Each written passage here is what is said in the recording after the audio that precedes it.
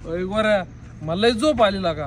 मला वाटतंय ना उद्याच्याला ट्रिप आणावं आपण. मला झोप आली पण ट्रिप तर हाणावं लागेल ना आपल्याला. आला का तेवढं आहे, पण झोपच लय आली रे. मला वाटतंय नको उद्या सकाळी जाऊ आपण. अरे येडा झाला का रे तू?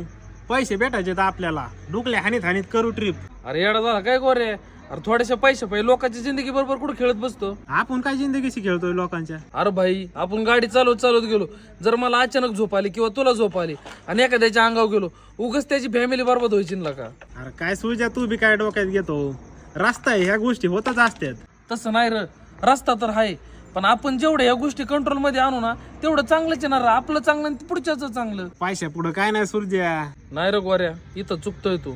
अरे विचार कर, आपल्या घरचे किती वाट बघतात तर आपली, कधी येणार आहे कधी येणार आहे, किती फोन करतात.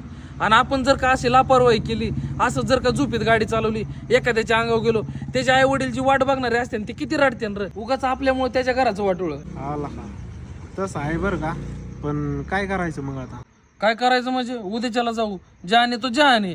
पैसा काय कधी कमवता येईल, आपल्यामुळे दुसऱ्याचं घर बरबाद करायचं नाही आणि आपलं बी करून घ्यायचं नाही. चालतंय मग.